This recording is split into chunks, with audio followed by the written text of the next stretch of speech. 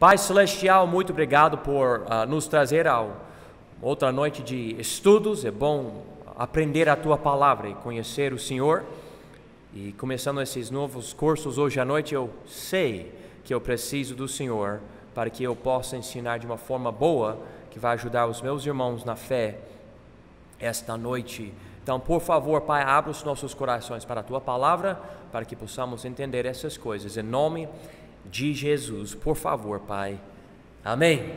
Então, aqui na folha BI 101, a visão geral do Velho Testamento. Então, vamos tentar hoje à noite, pelo menos, entender a ideia desse curso. Quando você vai para uma faculdade bíblica ou instituto, sempre, eu acredito, sempre vai ter esse tipo de aula. Às vezes é síntese do Velho Testamento ou visão geral do Velho Testamento. Vamos ler esse parágrafo aqui de introdução para entender melhor esse curso que nós vamos estudar esses 2 meses. Então, o curso Visão Geral do Velho Testamento é uma síntese das ideias, pessoas, escritos, lugares, eventos e coisas do Velho ou Antigo Testamento.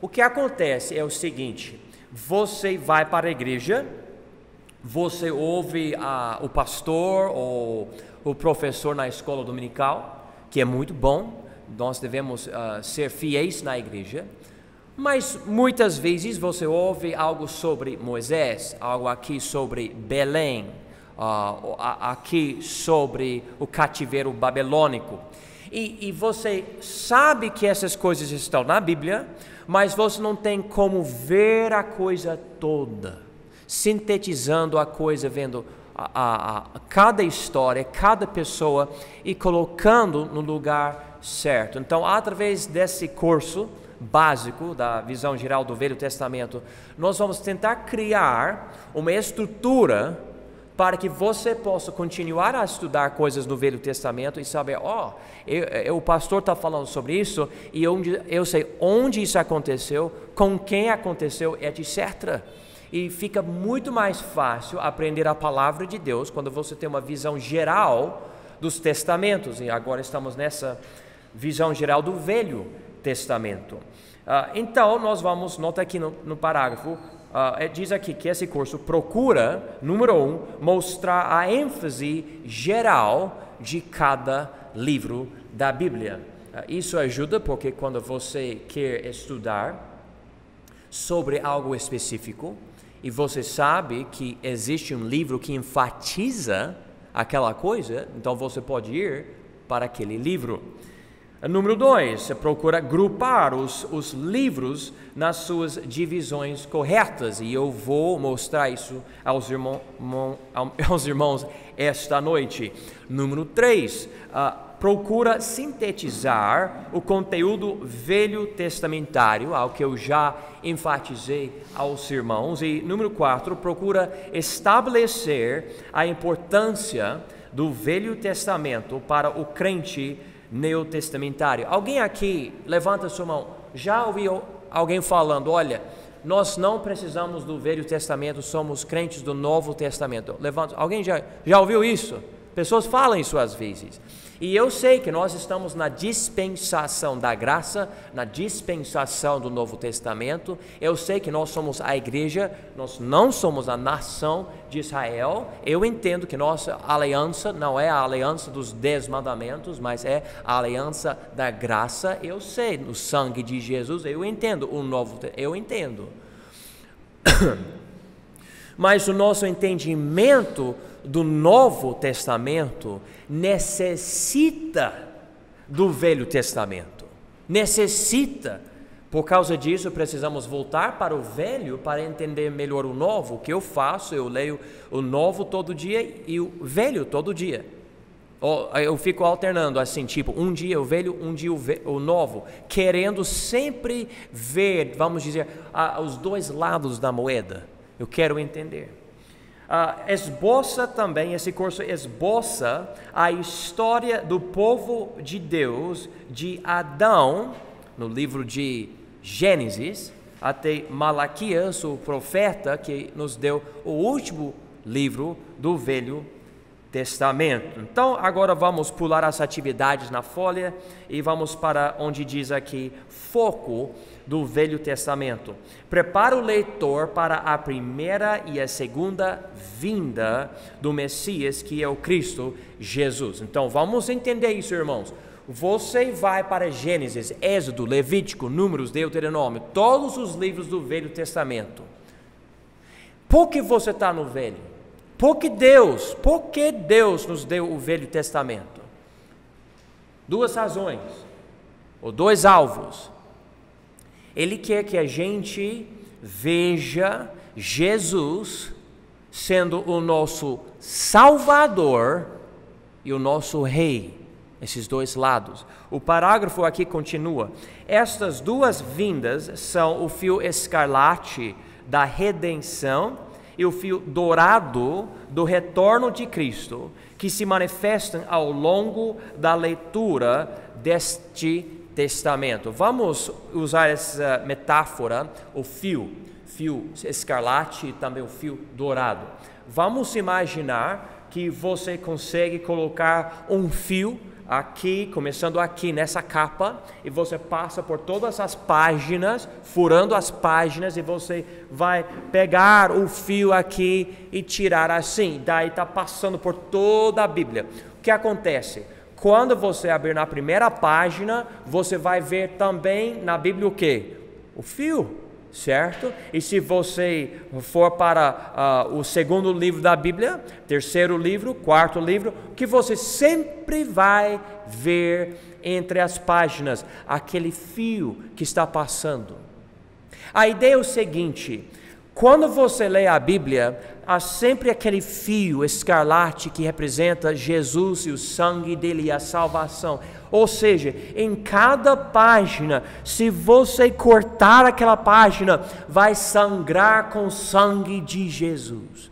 É impossível escapar à presença de Jesus em toda a página da Bíblia, mesmo no Velho, onde você nem vai encontrar o nome dele, ele está presente, é só procurar.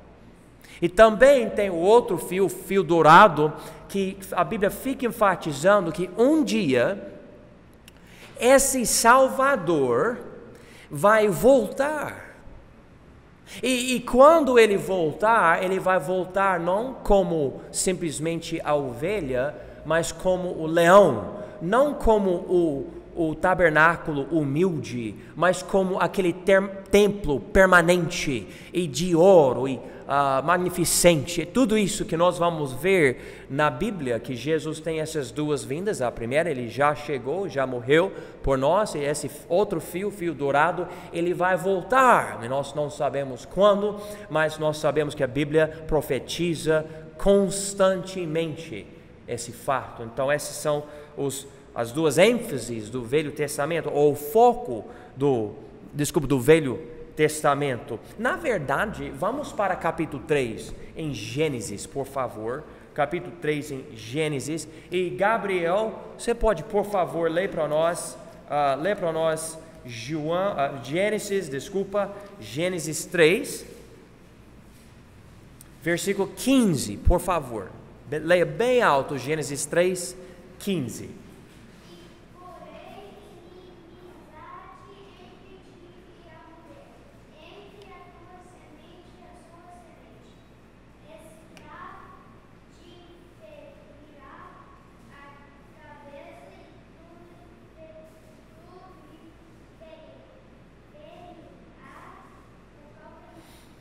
Irmãos, aqui em Gênesis 3,15, esse versículo é a primeira profecia bíblica do Senhor Jesus Cristo. Logo depois da queda de Adão e Eva no jardim, Deus já disse: porém, a semente da mulher vai vir, essa semente vai sofrer no calcanhar, que não é uma ferida mortal, mas essa semente vai matar, causar uma ferida na cabeça da serpente. Então está falando sobre a primeira e a segunda vinda. A primeira no calcanhar, a segunda na cabeça de Satanás. Nós, na verdade, entendemos pelos livros de João e outros no Novo que Jesus já venceu Satanás através da cruz. Mas vai vir aquele fim e Satanás vai ser lançado no lago de fogo. Então aqui, irmãos, a Bíblia já está profetizando isso no terceiro capítulo do primeiro livro. E se você seguir essa promessa, você fica procurando em Gênesis, Êxodo, Levítico, Números, Deuteronômio, Josué, Juízes, Ruth, etc. Você fica procurando essa semente ou esse homem, essa descendência da mulher. Quem que é essa pessoa que vai nascer, que vai fazer isso? Eu acho tão interessante como os judeus rejeitam Jesus. É só por considerar as profecias no Velho que você começa a notar, é tão óbvio, Jesus Cristo é o Messias, Ele é essa pessoa. Irmãos, vamos continuar então. As divisões do Velho Testamento, se vocês quiserem, vocês podem abrir suas Bíblias para a primeira parte, antes do livro de Gênesis, e para o índice dos livros da Bíblia, bem aqui, índice da sua Bíblia. E se os irmãos quiserem, podem abrir e marcar essas divisões. Essas divisões vão nos ajudar. Quem já leu o livro de Ezequiel? Levanta a sua mão. Quem já leu o livro de Sofonias? Levanta a sua mão. Então, não é interessante isso? Faz parte da Bíblia e ninguém levantou a mão. Ninguém, né? Mas toda a Bíblia é a palavra de Deus, né? Muitas vezes nós ficamos perdidos, mas Sofonias, quem é ele? Porque está na Bíblia. Está na Bíblia porque Deus quer que você aprenda algo. Amém? Então, nós devemos pelo menos tentar entender as divisões do Velho Testamento, e você coloca aquele livro na divisão certa, naquela área do Velho, e você fica aprendendo isso e vai ajudar. Então, vamos ver aqui na folha, há 39 livros na Bíblia, no Velho Testamento, no Velho Testamento. Na verdade, se nós fôssemos judeus, eles falariam que existem somente 24 livros. O conteúdo não muda entre a igreja e os judeus. Por que eles falam 24? Porque eles juntaram de uma forma diferente. Por exemplo, 1º e 2º Samuel para eles é um livro, é Samuel.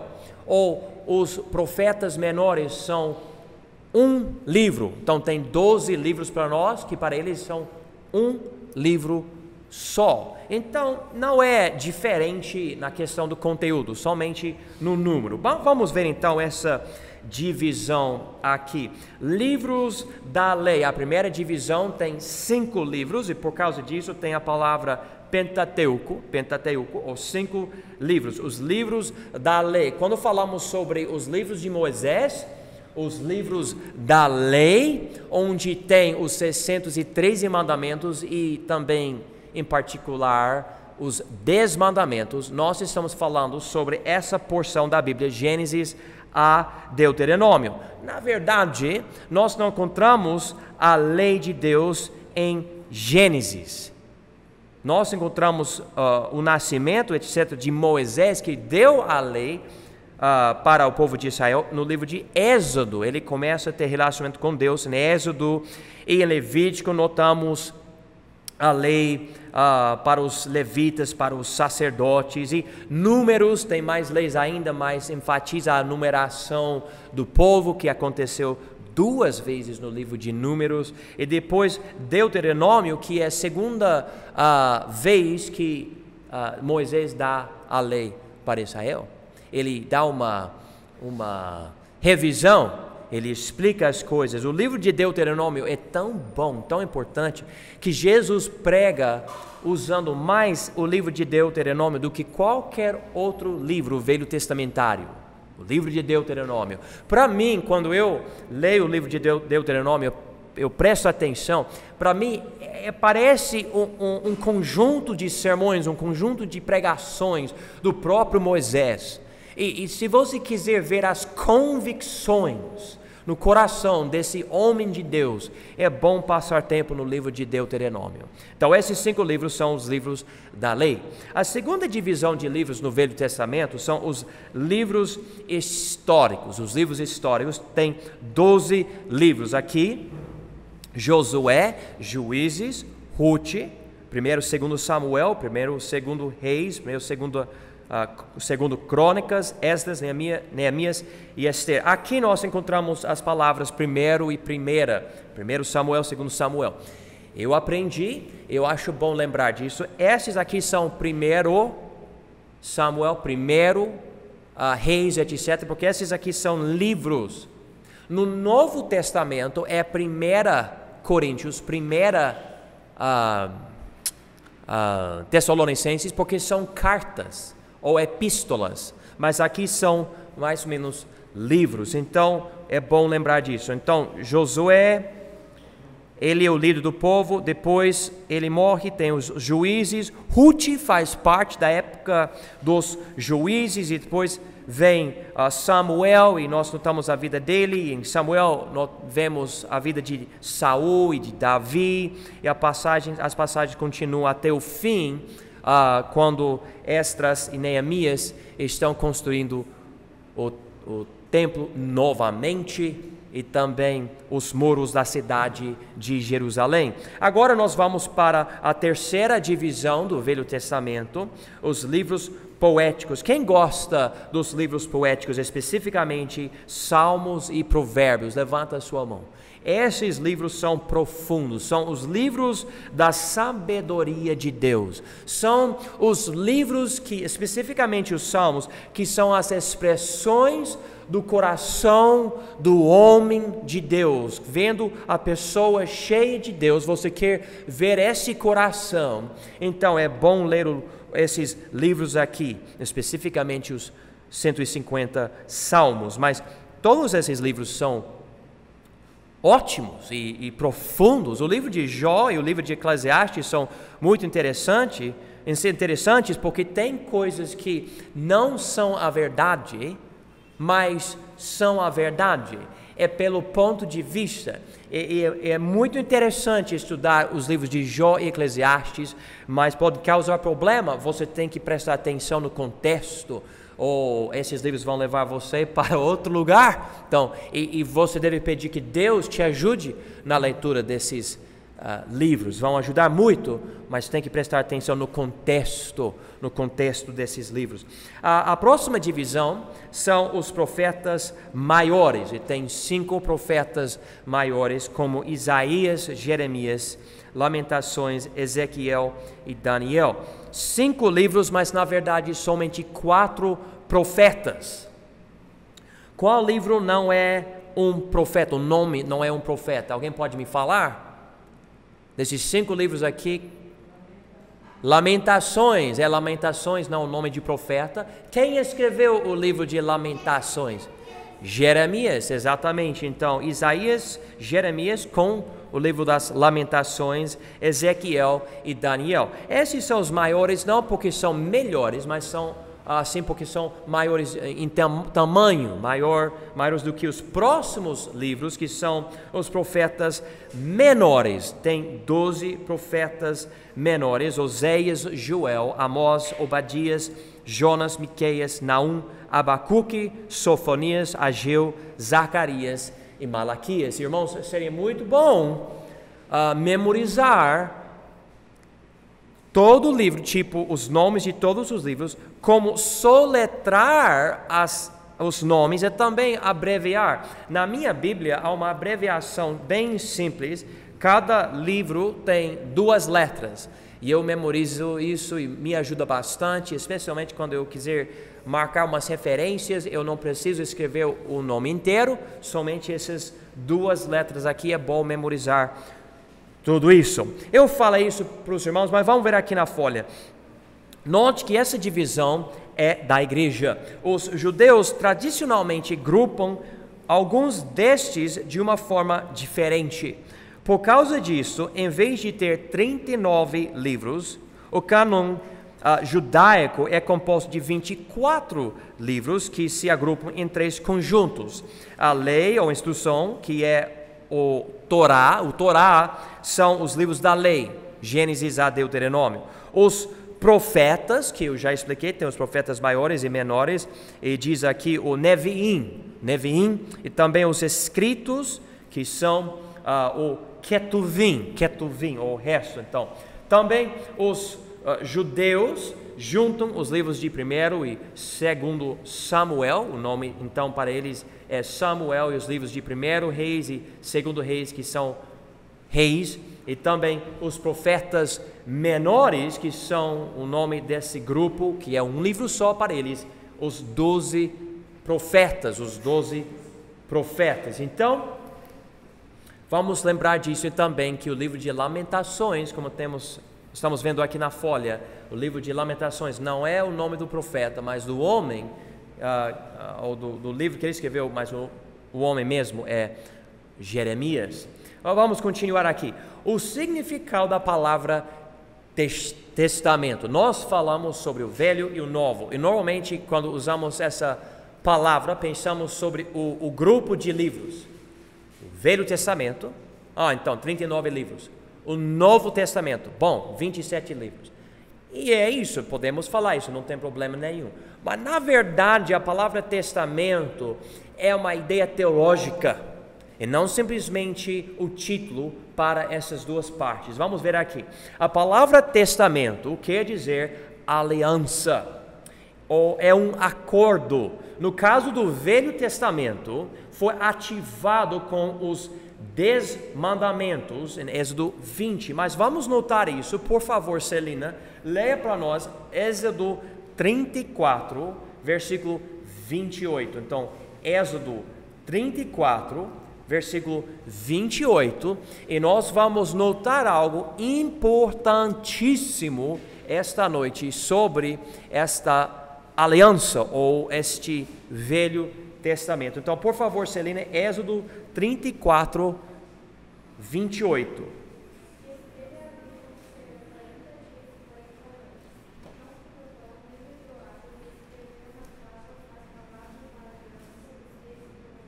Ok, vamos notar então o fim de versículo 28. Diz aqui, escreveu nas tábuas as palavras da aliança. Então, uma aliança é um acordo entre pessoas, e para ter um acordo tem que ter palavras. Normalmente tem um contrato, tem que preencher, etc., marcar seu nome. No caso do Velho Testamento, tinha as 2 tábuas.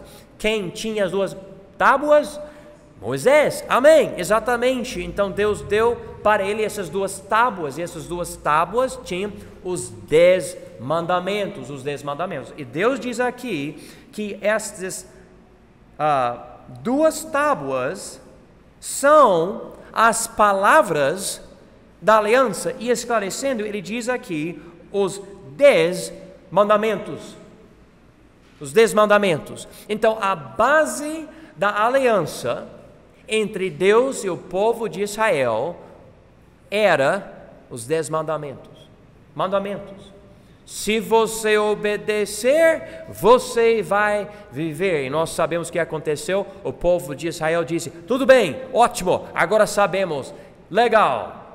E logo depois eles desobedeceram. E de novo. Deus ficou com muita raiva em Números, e vocês podem notar isso. E depois, outras vezes, ele até falou: eu vou abandonar esse povo, procurar outro, ou criar outro povo. E Moisés rogou o Senhor, falou: por favor, não. E Deus falou: tudo bem. E aconteceu que o povo acabou morrendo no deserto, e nós vamos ver mais sobre isso, mas é isso que aconteceu. Então, iniciou aqui essa aliança, esse testamento. Então, o testamento começa aqui na lei, o início do Velho Testamento. Mas, na verdade, esse Velho Testamento é a aliança entre Deus e a nação de Israel. Uma nação. O governador principal, O primeiro rei de Israel era quem? Era Deus. Teocracia, uma nação cujo rei não é um homem, mas é Deus mesmo. E biblicamente é a única teocracia verdadeira. Vamos ver agora o fim desse testamento. E nós precisamos ir para o Novo Testamento para ver isso. Elias, pode ler por favor para nós Colossenses capítulo 2, por favor. Colossenses 2, 14. Gálatas, Efésios, Filipenses, Colossenses 2, 14, por favor. Na verdade, Elias, leia bem alto versículos 13 e 14 para nos dar o contexto.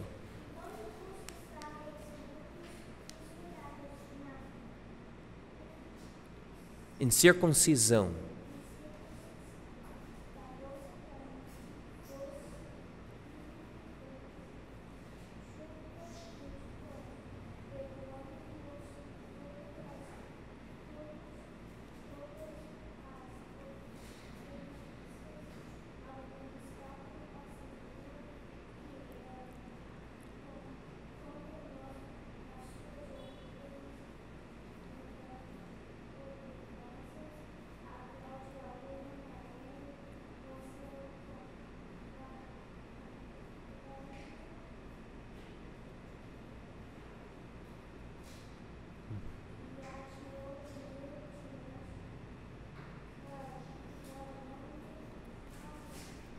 Amém, muito bem. Notem, por favor, então, irmãos, aqui em versículo 14, essas palavras: havendo riscado a cédula que era contra nós nas suas ordenanças. Então, essa cédula está falando sobre a lei de Deus do Velho Testamento.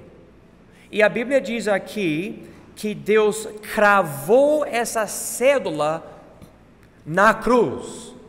Então, quando Jesus morreu na cruz, o Pai viu Jesus e cravou, amém, aleluia, essa lei na cruz. E agora todo aquele que crer no Senhor Jesus Cristo será salvo.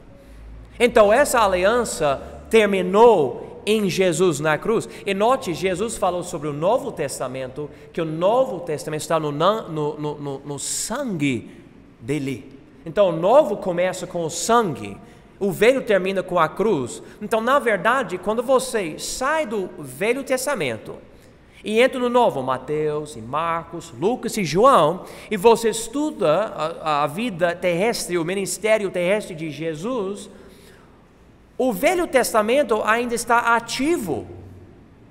João o Batista, ele era um profeta do Velho Testamento. Você estava sabendo disso? Porque ele pregava naquela dispensação. Mas quando Jesus morreu na cruz, ali Deus cravou a cédula na cruz. E agora temos em Cristo o Novo Testamento, e nós vamos estudar mais sobre isso na visão geral do Novo Testamento, mas vamos ler o resto desse parágrafo aqui.